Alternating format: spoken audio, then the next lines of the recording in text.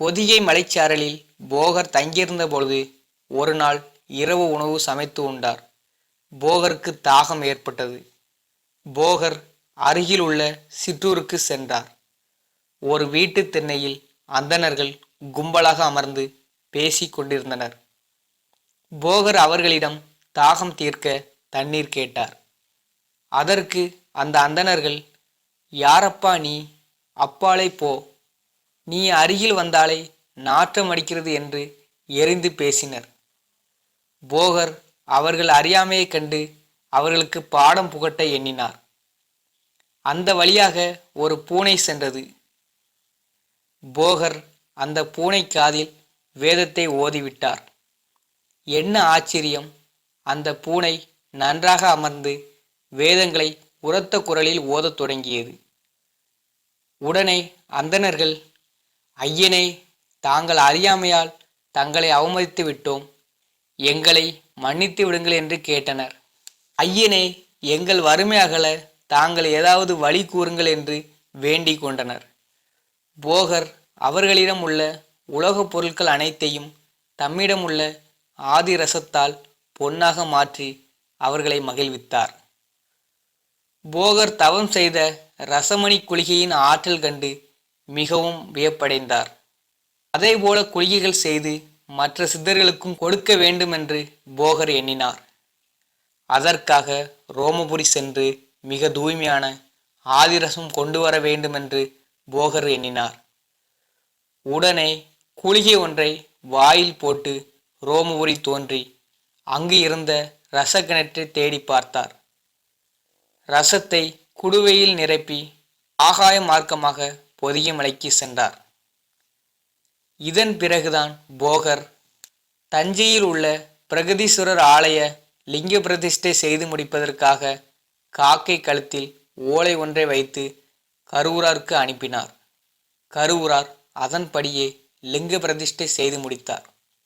போகர் தட்சிணாமூர்த்தி உமாதேவிக்கு அருளிய ஞான விளக்கமான 7 சச்சத்தையும் 7 காண்டமாக்கி தனது மாணவர்களுக்கு போகர் கூறினார். இதை அறிந்த மற்ற சித்தர்கள், இறைவன் உபசரிப்பதை வெளியில் சொல்வது குற்றம், இந்த போகன் அனைவருக்கும் சொல்லிக் கொடுக்கிறான், இதை நிறுத்த வேண்டுமென்று தட்சிணாமூர்த்தியிடம் முறையிட்டனர். உடனே தட்சிணாமூர்த்தி போகரை அழைத்து விசாரிக்க ஆரம்பித்தார். போகரை, நீர் பூனைக்கு 4 வேதங்களையும் கூறி ஓத செய்தீர், சிங்கத்திற்கு ஞானம் கொடுத்து அரசனாக்கினீர், மேருமலைக்கு சென்று தாதுக்களை கொண்டு வந்தீர், ரோமபுரி சென்று ஆதிரசம் கொண்டு வந்தீர். இதையெல்லாம் விட நாம் உமாதேவிக்கு கூறிய தீட்சை விதி, யோக மார்க்கம் எல்லாவற்றையும் காண்டமாக்கி உள்ளிராமே, நீர் செய்த நூலை சொல்வீராக என தட்சிணாமூர்த்தி கேட்டார். போகர் எழுதிய நூல்களின் பொருளின் சிறப்பை உணர்ந்து தட்சிணாமூர்த்தி போகரை வாழ்த்தினார். இறப்புக்கு பின் உயிர் வாழும் வித்தைகளை கண்டுபிடிக்கும் முயற்சி போகருக்குள் இருந்து கொண்டுதான் இருந்தது. முயற்சி உடையவனுக்கு முயல்வது கிடைக்காமல் போனதில்லை. போகருக்கு அந்த ஒரு நல்ல நாள் வந்தது. போகர் ஒரு நாள் மேருமலையின் உச்சியில் ஏறினார். அந்த மலையில் பல சித்தர்கள் வசித்து வந்தனர். அந்த சித்தர்கள் பலவிதமான மூலிகைகளை பயன்படுத்தியதன் விளைவாக பாறைகள் தங்க நிறமாக மாறின. இந்த தங்க பாறைகளின் ஒளி போகரின் கண்களை கூசத் தொடங்கியது. போகர் தடுமாறி கீழே விழுந்தார். போகரை பல சித்தர்கள் தாங்கி பிடித்தனர். போகனே, நாங்கள் 4 யுகமாக இங்கே வசித்து கொண்டு வருகிறோம். உலகை வாழ வைக்க வேண்டுமென்ற உன் விடாமுயற்சியை நாங்கள் பாராட்டுகிறோம். எங்களுடன் வா. இறந்தவர்களை உயிர் பிழைக்க வைக்கும் சஞ்சீவி மூலிகை இந்த மலையின் குகைக்குள்தான் இருக்கிறது. அதை நாங்கள் உனக்கு காட்டுகிறோம். சஞ்சீவி மந்திரத்தை நாங்கள் உனக்கு கூறுகிறோம் என்று சித்தர்கள் கூறினர். உடனே போகரின் கண்கள் ஆனந்தத்தில் விரிந்தன. குகைக்குள் சென்றதும் பச்சை பசலென பல மூலிகைகள் காணப்பட்டன. மூலிகைகள் பளபளவென மின்னின. போகரை அழைத்து சென்ற மற்ற சித்தர்கள் மூலிகையின் தன்மை, அதை பயன்படுத்தும் முறைகள் போன்றவற்றை விளக்கமாக எடுத்து சொன்னார்கள். பிறந்த பலனை அடைந்துவிட்ட மகிழ்ச்சியால் போகரின் நெஞ்சு ஆனந்தத்தில் விம்பியது. உணர்ச்சி கடலாக மாறிப்போன போகர் தனக்கு தகவல் அருளிய சித்தர்களின் பாதங்களை பணிந்து வணங்கி, இனி இந்த உலகத்தை இறப்பில்லாமல் வாழ செய்வேன் என்று சொல்லி விடைபெற்றார். போகர் தனக்கு கிடைக்காத ஒன்று கிடைத்த மகிழ்ச்சியால் குகையை விட்டு வெளியே துள்ளி துள்ளி குதித்தார். ஆட்டம் என்றால் அப்படி ஒரு ஆட்டம். அவர் ஆடிய ஆட்டத்தில் பூமியே அதிர்ந்தது. போகரின் துர்திஷ்டவசம். அப்பகுதியில் கண்ணுக்கு தெரியாமல் தவம் செய்து கொண்டிருந்த பல சித்தர்கள் போகரின் முன் தோன்றினர். போகா, என்ன இது? மகிழ்ச்சியின் போதும் அடக்கத்துடன் தான் இருக்க வேண்டும். கலையாத எங்கள் தவத்தை நீ கலைத்து விட்டாய். பல யுகங்களாக தவம் செய்த எங்கள் தவம் வீணாகிவிட்டது. இதற்கு கடும் தண்டனை உனக்கு அளிக்கப் போகிறோம். ஒருவர் செய்த வினையின் பலனை அவர்கள் அனுபவிக்க வேண்டும். எங்கள் நீண்டகால தவம் வீணாக போனது. அதேபோல் நீ இங்கே பார்த்த சஞ்சீவி மூலிகைகளை பயன்படுத்தி உயிர்களை காக்க நினைத்த உன் நீண்ட நாள் முயற்சி பயனற்று போவதாக. இந்த மூலிகைகளை நீ பறித்து சென்றாலும் நீ அதை பயன்படுத்தும் பொழுது அதற்குரிய மந்திரம் உனக்கு மறந்து போகும் என்று சாபமிட்டார். போகர் அலறியடித்து, சித்தர் பெருமக்களை செய்வதற்கரிய தவறு செய்துவிட்டேன். உங்கள் சாபத்தை பெற்றுவிட்டேன். வேண்டாம் வேண்டாம்.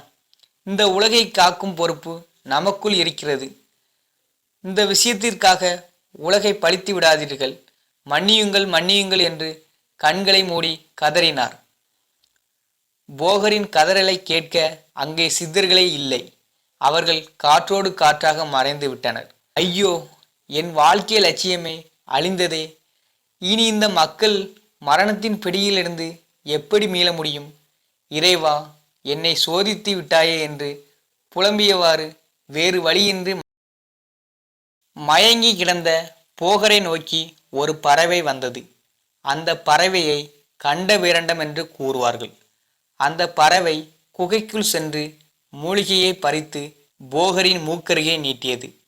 போகர் மயக்க நிலை தெளிந்து எழுந்தார். போகரே, நடந்ததை நினைத்து வருந்தக்கூடாது. இங்கே லட்சக்கணக்கான சித்தர்கள் தவம் செய்து கொண்டிருக்கிறார்கள். உன் நடமாட்டம் அவர்களை விழிக்க செய்துவிடும். இப்பொழுது நீ கற்ற வித்தைகளை போதும். இதை கொண்டு நீ உலகில் உள்ள மக்களுக்கு ஆயுளை விருத்தி செய்து தீர்க்க ஆயுளுடன் இருக்க வழி செய்யலாம். இங்கே இருந்து மற்ற சித்தர்களை விழிக்க செய்யாதே. இருப்பதை கொண்டு திருப்தி அடைபவனே புத்திமான் என அந்த பறவை கூறியது. போகர் அங்கிருந்து கிளம்பி ஆகாய மார்க்கமாக பொதிகை மலைக்கு வந்தார். போகர் தவம் செய்தார். தவத்தில் அமர்ந்த போகருக்கு அம்மை உமையவள் காட்சி தந்தாள். போகா, வருந்தாதே. உலகை அழிப்பதும் காப்பதும் எனது பணி. நீ இங்கிருந்து பழனிக்கு செல். அங்கே என் மகன் முருகனை வழிபடு. அன்னையின் கட்டளையை ஏற்று போகர் பழனிக்கு வந்தார். போகர் அங்கே கடுந்தவம் செய்தார். அவர் முன்னால் கோவணத்துடன் தண்டாயுதபாணியாக முருகர் காட்சி தந்தார். போகரே, நீ நவபாசானத்தினால் எனக்கு சிலை வடிக்க வேண்டும். நான் சொல்லும் வழிமுறைகளின்படி வழிபாட்டிற்கும் ஏற்பாடு செய்ய வேண்டும். போகரும் மனம் மகிழ்ந்து முருகப்பெருமானுக்கு சிலை வடித்தார். முருகப்பெருமான் அருளியபடி அதை பிரதிஷ்டை செய்து பூஜையும் செய்து விட்டார். அந்த அபிஷேகத்தை பெற்றவர்கள் நோய் நொடி இல்லாமல் தீர்க்க ஆயுளுடன் வாழ்ந்து வந்தனர். அதனால்தான் இன்றைக்கும் பழனி மலைக்கு மக்கள் ஏராளம் வருகின்றனர். போகர் நாமக்கல் அருகில் உள்ள திருச்செங்காடு சென்றார். அங்கிருக்கும் அர்த்தநாதீஸ்வரருக்கும் நவபாசானத்தினால் சிலை வடித்ததாகவும் ஒரு தகவல் இருக்கிறது. போகர் சீனாவுக்கு அடிக்கடி ஆகாய மார்க்கமாக சென்று வருவார்.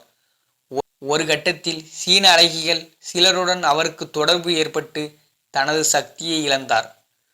புலிப்பாணி சித்தர் சீனா சென்று போகரை மீட்டு வந்து மீண்டும் சக்தி பெற செய்தார். சீனாவிலிருந்து பழனி வந்த போகர் பழனியிலேயே ஜீவ சமாதியானார்.